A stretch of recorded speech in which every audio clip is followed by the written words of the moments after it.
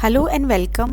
अगला क्वेश्चन है हमारे पास, explain the concept of desertion under the matrimonial law of Hindu and refer to decided cases. ये question हमारे पास यूपीसीजे 2012 में पूछा गया है। आंसर हम स्टार्ट करेंगे इंट्रोडक्शन से।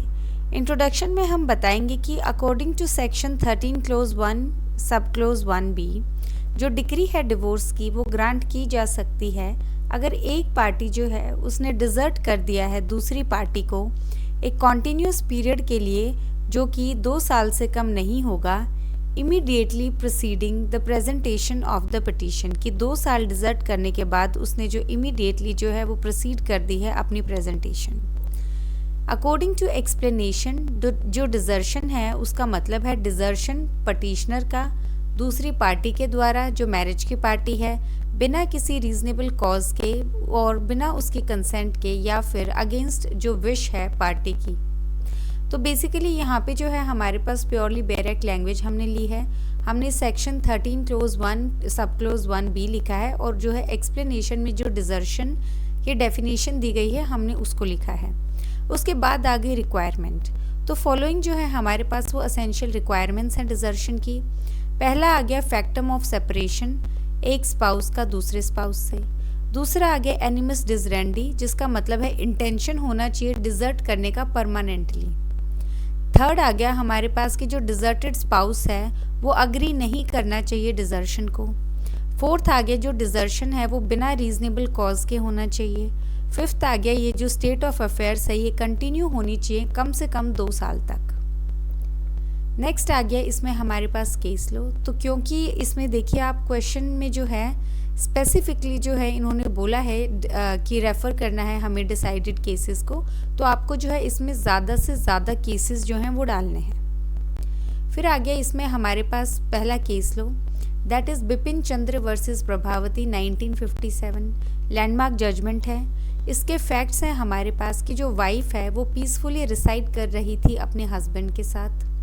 हस्बैंड जो है इंग्लैंड चला गया कुछ महीनों के लिए और उसकी एब्सेंस में जो वाइफ है उसने इंटीमेसी डेवलप की एक ओल्ड फ्रेंड के साथ हस्बैंड के। उन्होंने एक्सचेंज करे लेटर्स जो कि फादर इन लॉ के हाथ लग गए हैं वाइफ के। और इसमें जो हस्बैंड है जब उसने पूछा लेटर्स के बारे में तो उसने कुछ आंसर नहीं किया और अपने जो पेरेंट्स के घर वो चली गई नेक्स्ट डे। लेटर जो है हस्बैंड ने जो है उसको लेटर लिखा कि टू सेंड द चाइल्ड, कि बच्चे को भेज दें। उसने जो है रिफ्यूज़ कर दिया वाइफ को वापस आने के लिए और लेटर फाइल कर दिया डिवोर्स जो है डिजर्शन के ग्राउंड पे। अब सुप्रीम कोर्ट ने हेल्ड किया कि इवन दो जो वाइफ है उसने मैट्रिमोनियल होम छोड़ा था बिना किसी कारण के, लेकिन वो गिल्टी नहीं होगी डिजर्शन की अगर सब्सिक्वेंटली उसने शो किया है इंटेंशन वापस आने का और उसको प्रिवेंट किया गया है ऐसा करने से पटिशनर के द्वारा।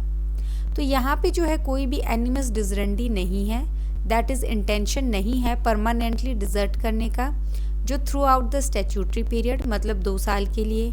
जो ऑफेंस है डिजर्शन का वो कमेंस करता है जब फैक्ट होता है सेपरेशन का और इंटेंशन होता है डिजर्ट करने का परमानेंटली, जब ये 2 चीज़ें जो हैं वो को एग्जिस्ट करती हैं, मतलब कि हमारे पास एक साथ एग्जिस्ट करती हैं।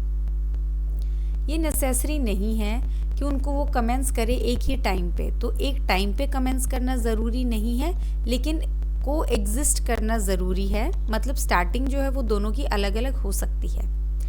फिर आ गया हमारे पास कंस्ट्रक्टिव डिजर्शन। डिजर्शन जो है वो एक्चुअल भी हो सकता है, कंस्ट्रक्टिव भी हो सकता है।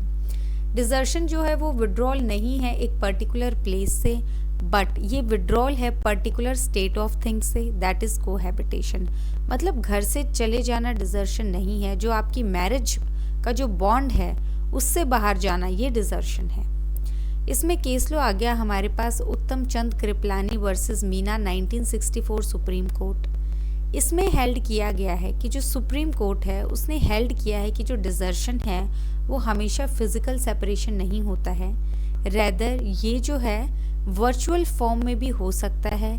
दैट इज़ जो स्पाउस हैं वो साथ में रह सकते हैं लेकिन फुलफिल नहीं करते हैं जो कंजुगल ऑब्लिगेशंस हैं आपने, तो यहाँ पे वो वर्चुअल सेपरेशन होता है और इसको जो है डिजर्शन माना जाएगा। अगर कोई एक स्पाउस इंटेंशनली नेग्लेक्ट करता है दूसरे स्पाउस को, उस केस में ये कंस्ट्रक्टिव डिजर्शन होगा, इवन दो वो लोग जो है साथ में रह रहे हैं एक ही घर में। नेक्स्ट केस लो आ गया, इसमें हमारे पास ज्योतिष चंद्र वर्सेस मीरा। ये आ गया हमारे पास 1970 कैलकाता हाई कोर्ट का।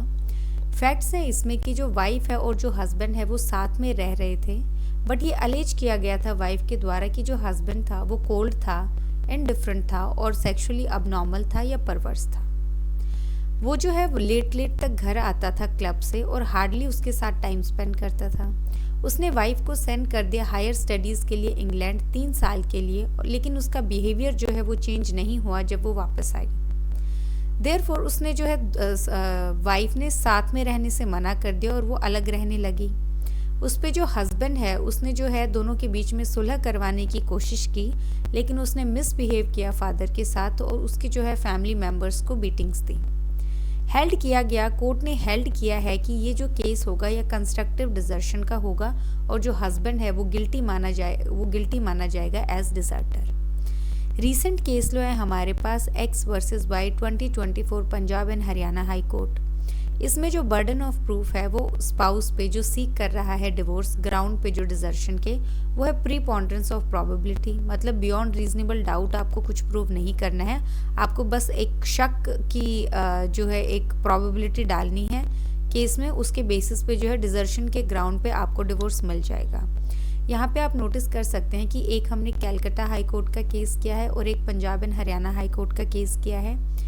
अब इसमें होता है कि जो बच्चे पंजाब का या फिर हरियाणा का पेपर अपीयर कर रहे हैं वो इन केस लॉज पे जो है ज़्यादा फोकस करें जो उनके हाई कोर्ट ने डिसाइड किया है, और जो बच्चे हमारे पास वेस्ट बंगाल का पेपर दे रहे हैं या फिर कैलकाता हाई कोर्ट जहाँ पे उसकी ज्यूरिसडिक्शन है, वो बच्चे जो हैं इन केसेस पे जो है ज़्यादा ध्यान दें जो उनके हाई कोर्ट्स के द्वारा जो है दिए गए हैं।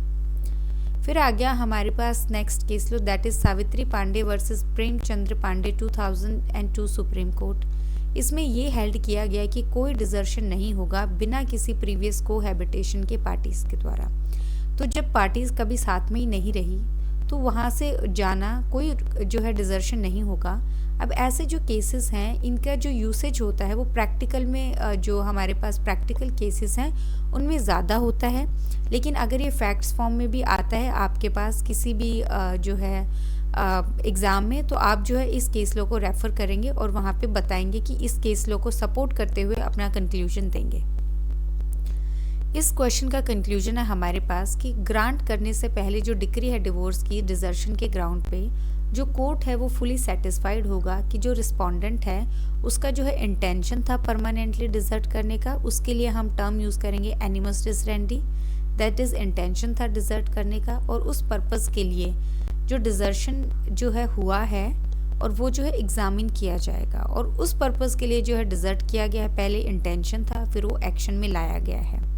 जेन्युइन कॉज होगा जिन केसेस में वहाँ पे जो एनिमस डिसरेंडी है वो मिसिंग होगा, मतलब वहाँ पे कोई जो है इंटेंशन नहीं होगा, सिर्फ आपके पास एक्शन हो सकता है या फैक्ट हो सकता है सेपरेशन का।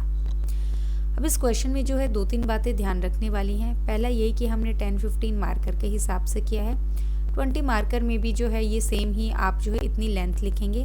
10 मार्कर में जो है आप 1-2 केस लॉ स्किप कर सकते हैं, और अगर आप लास्ट में अटैम्प्ट करते हैं ऐसे क्वेश्चंस और टाइम नहीं है आपके पास तो आप जो है फैक्ट्स जो है केसेस के वो स्किप कर सकते हैं, लेकिन जो इन केसेस में हेल्ड किया गया है वो जो आप ज़रूर से ज़रूर मेंशन करें। फिर आ गया 5 मार्कर में। मुश्किल है ये क्वेश्चन कि 5 मार्कर में कभी पूछा जाए, लेकिन अगर पूछा जाता है तो अगेन आपको कट शॉर्ट करना पड़ेगा। सिर्फ 2 केस लॉज जो हैं इनफ होंगे यहाँ पे। बाकी जो फैक्ट्स बेस्ड क्वेश्चंस काफ़ी आते हैं डिजर्शन से और क्रुएलिटी से, तो उनमें जो है आप प्रॉपर अपना आंसर जो है जो मैंने केस लॉज करवाए हैं उनके साथ सपोर्ट करेंगे और ऐसे करके जो है आप कंक्लूड करेंगे। बाकी जो है इस क्वेश्चन में हमने सब कुछ इंक्लूड कर लिया है। So thank you.